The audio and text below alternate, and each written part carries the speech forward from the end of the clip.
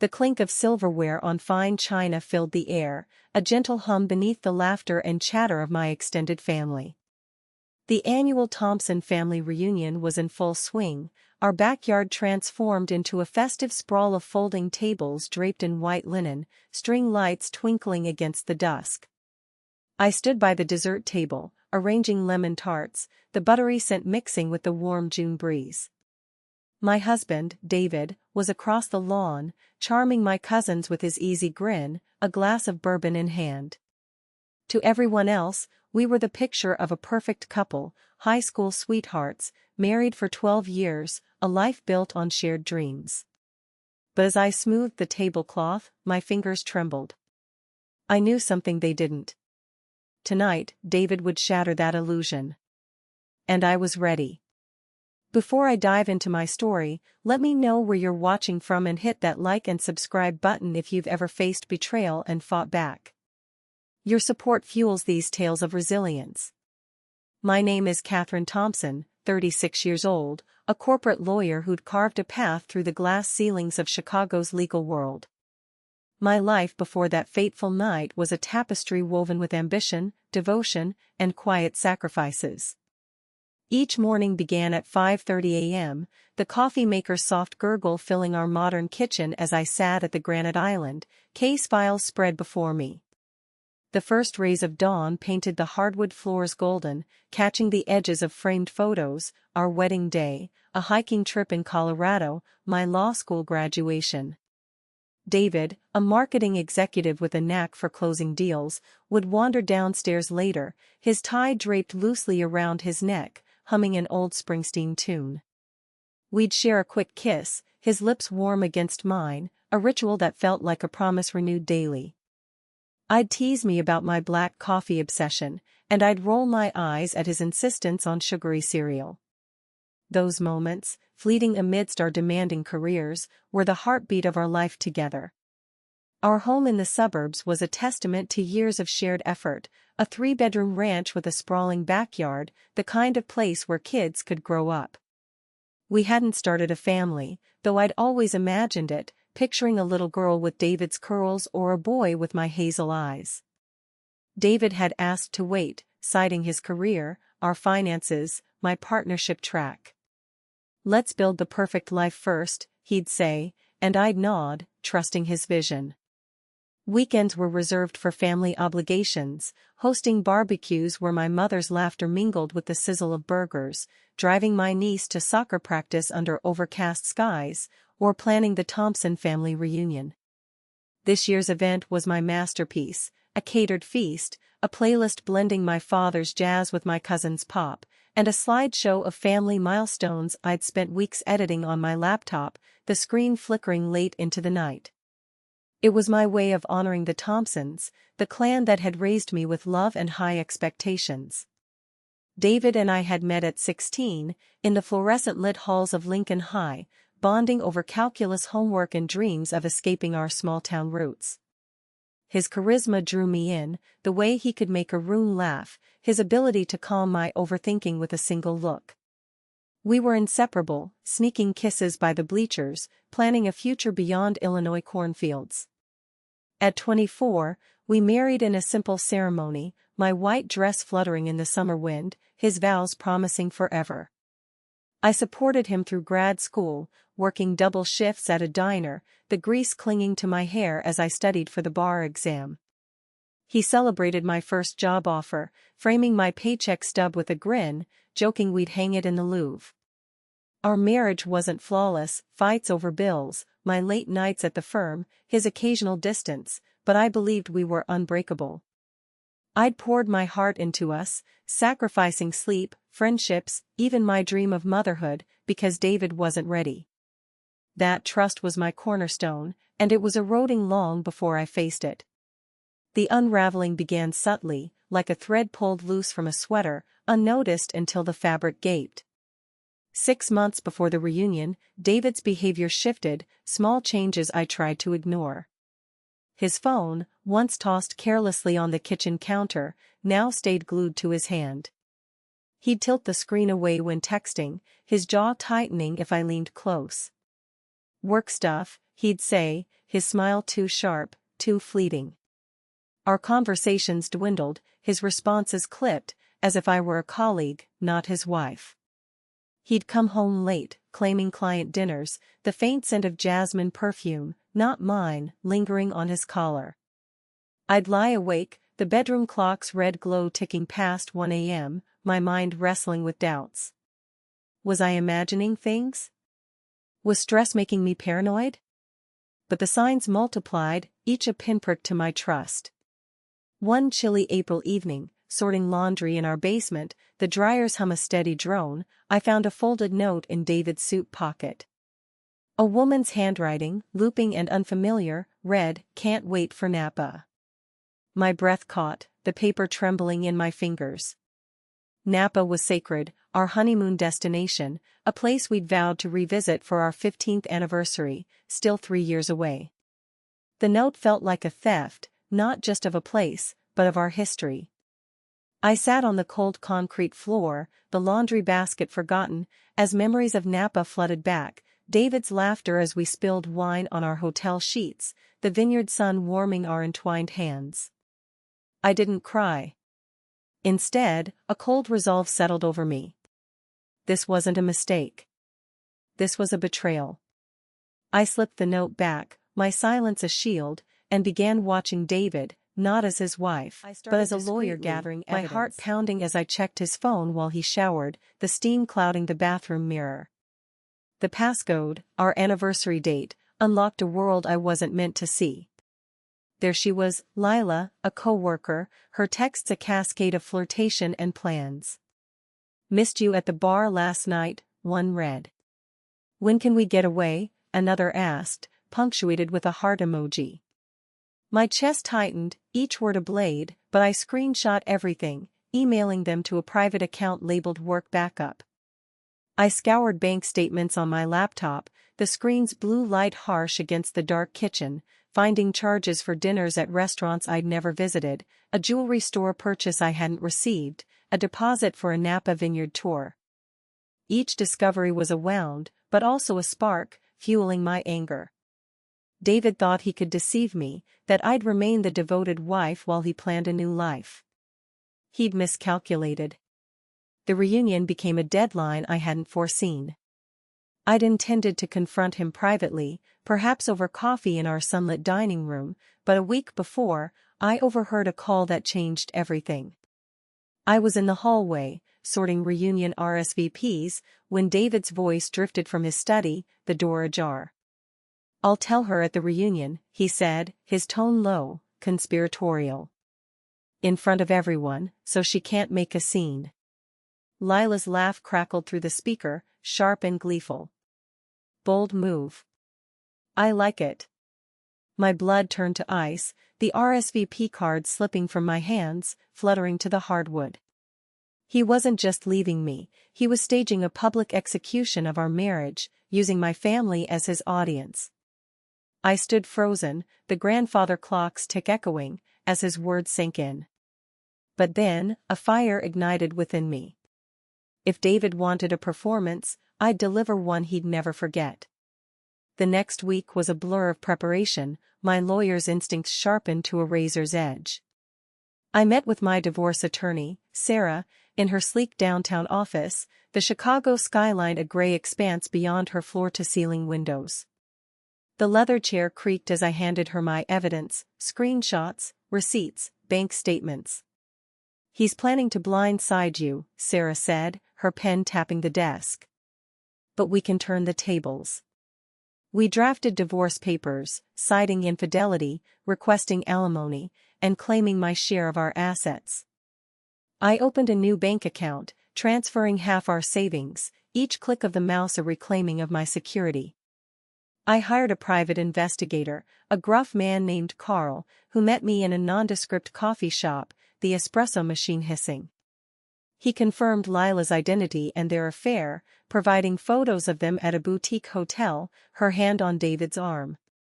Each step was a brick in my fortress, transforming pain into strategy. By the reunion, I had a plan, a script as meticulous as any courtroom argument, ready to rewrite David's narrative. The morning of the reunion dawned bright, the air heavy with summer's promise.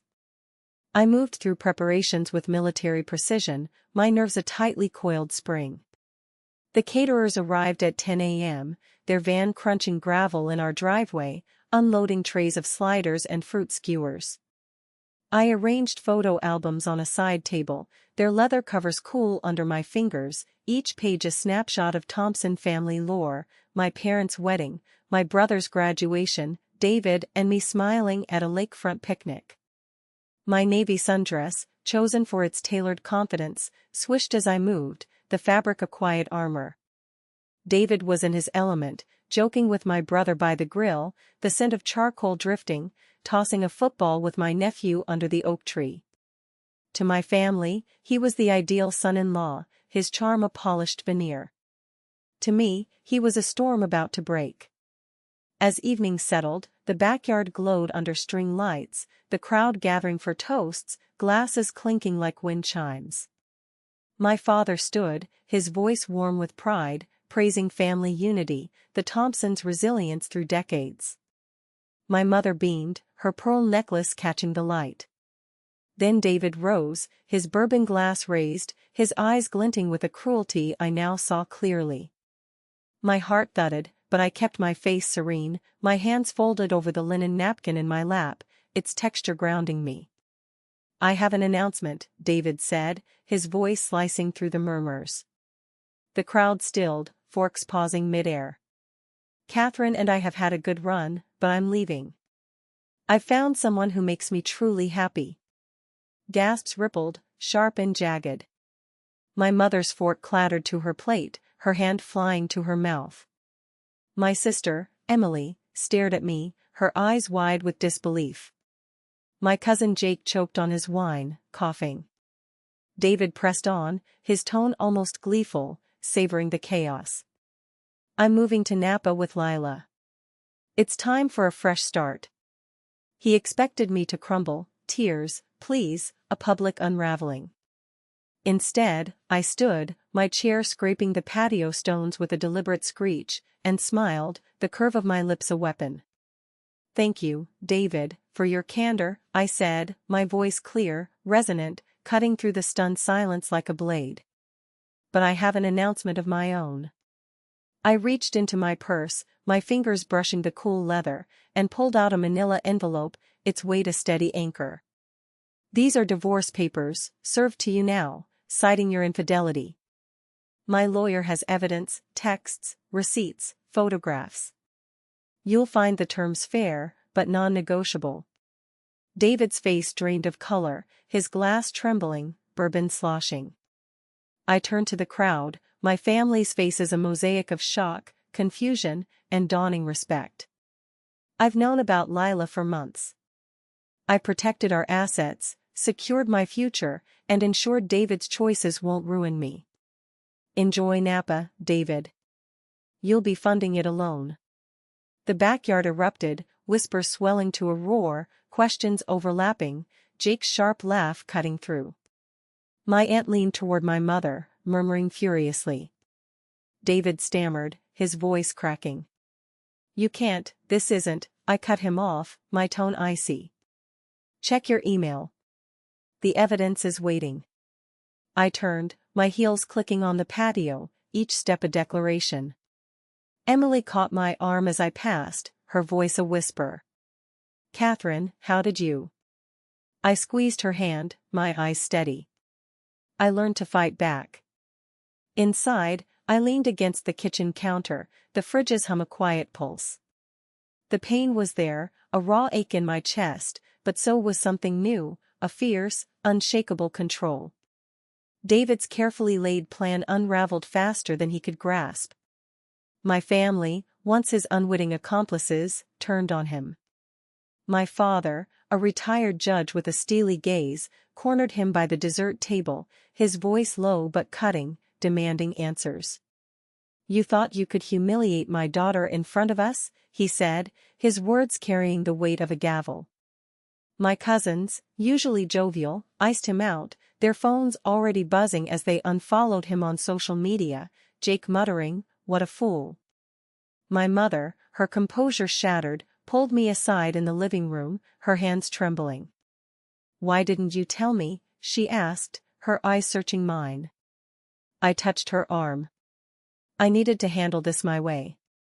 She nodded, a tear slipping down her cheek, and hugged me, her embrace fierce, her voice brisk over the phone speaker as I sipped coffee, the mug warm in my hands. "David's lawyer got the papers. They're scrambling, but the evidence is airtight. Carl's photos, showing David and Lila at a boutique hotel, her hand possessive on his arm, were undeniable. Our prenup, a document I'd insisted on despite David's protests 12 years ago, protected my earnings. His affair nullified any claim to alimony. He'd underestimated me, assuming my loyalty would blind me to his deceit. Instead, I'd used his arrogance as my leverage, turning his betrayal into his downfall. The weeks that followed were a tempest, each day a mix of triumph and turmoil.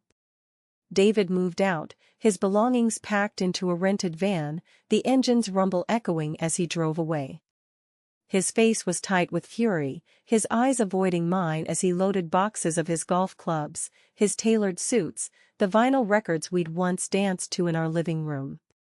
He tried calling, leaving voicemails that veered from contrition, "Catherine, I'm sorry, let's talk," to thinly veiled threats, "You'll regret this." I saved each one, forwarding them to Sarah, my fingers steady on the phone. Lila, I learned through Carl's updates, was less devoted than David had believed. Rumors reached me via a mutual colleague. Lila had distanced herself when David's finances faltered, her texts to him growing sparse. The irony was bitter but satisfying. My family became my fortress. Emily visited daily, bringing takeout from our favorite Thai place, the scent of lemongrass filling my kitchen as we talked late into the night. She shared her own fears, her marriage strained by her husband's long hours, and I realized how much I'd missed her confidences. My father, usually stoic, called weekly, his voice gruff but warm, offering to review my legal documents. My mother hosted a family dinner, the dining room aglow with candles, where the Thompsons toasted my strength, their glasses raised in solidarity. "You're stronger than I ever was," my mother said, her hand squeezing mine. The support wasn't perfect, there were awkward silences, questions I dodged, but it was real, a lifeline I hadn't expected. Work became my sanctuary, the firm's glass-walled office a space where I could breathe. My colleagues, sensing my focus, rallied around me, their banter over coffee breaks a welcome distraction. My boss, a sharp woman named Diane, called me into her office, the city skyline stretching beyond her desk. "Your work hasn't slipped, despite everything," she said, her eyes appraising. "We're offering you partner track, a corner office." I accepted, the contract's weight in my hands a tangible victory. The view of Lake Michigan, its waves glinting under the sun, became a daily reminder of what I'd earned through grit and resolve. I redecorated the house, claiming it as mine. The walls, once a neutral beige David preferred, became a soft sage, the paint scent lingering as I rolled it on, music blaring from my phone. I replaced his leather couch with a plush sectional, its fabric inviting, perfect for movie nights with Emily or my niece. Friends filled the empty spaces, their laughter echoing where David's silence once hung. I started therapy, meeting weekly in a cozy office, the therapist's voice gentle as I unpacked years of compromises, nights I'd worked late to fund David's dreams I'd deferred for his comfort. The pain didn't vanish, but it softened, making room for pride, for a self I was rediscovering. Months later, word reached me through a former colleague. David had moved to Napa alone, working a mid-level marketing job, his vineyard dream stalled by debt. I felt no glee, only a quiet relief that his choices hadn't dragged me down. I traveled to Paris for a work conference, the sane sparkle a gift to myself. Standing on Pont Alexander III, the bridge's gold glinting under streetlights, I tossed our old wedding photo into the water, its edges curling as it sank.